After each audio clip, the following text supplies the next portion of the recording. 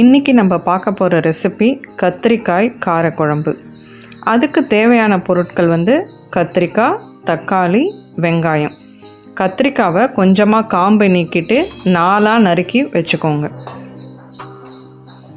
கடாயில் எண்ணெயை ஊற்றிட்டு அது நல்லா காஞ்சதுக்கப்புறம் கடுகு, சீரகம் நல்லா தாளித்ததுக்கப்புறம் அந்த கைப்பிடி வெங்காயத்தை அதில் போடணும். அதுக்கப்புறம் அந்த கத்திரிக்காவை 4 நறுக்கின கத்திரிக்காயை போட்டு நல்லா வதக்கணும். அந்த 2 தக்காளி பழத்தை மிக்சியில் அரைச்சி எடுத்து வச்சுக்கணும். தேவையான அளவு உப்பு, 1/2 ஸ்பூன் மஞ்சப்பொடி, 2 டீஸ்பூன் சாம்பார் தூள், 1 டீஸ்பூன் காஷ்மீரி சில்லி பவுடர் போட்டு நல்லா கலந்து விடுங்க.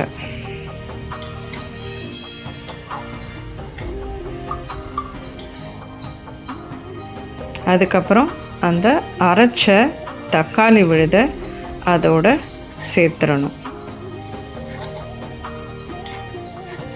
அதையும் போட்டு நல்லா கலந்து விடுங்க. அதுக்கப்புறம் ஒரு சின்ன சைஸ் லெமன் சைஸ் புளியை ஊற வச்சு கரைச்சி அதில் ஊற்றணும். ஏன்னா ஏற்கனவே தக்காளி பழம் இருக்கிறதுனால இந்த புளி போதுமானதாக இருக்கும்.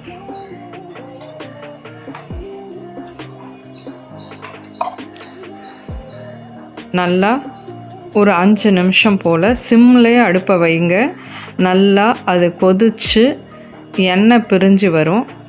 அது வரைக்கும் நம்ம வெயிட் பண்ணுங்கள். கருவேப்பிலையை போட்டுக்கோங்க.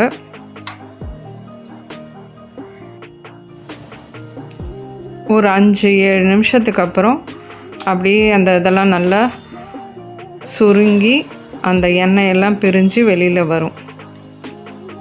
அவ்வளோதான், ரொம்ப சிம்பிள். கத்திரிக்காய் காரக்குழம்பு ரெடி ஆகிட்டே இருக்குது. அவ்வளோதான், ரெடி ஆகிடுச்சு. பாருங்கள், ரொம்ப சிம்பிளாக இருக்கும்.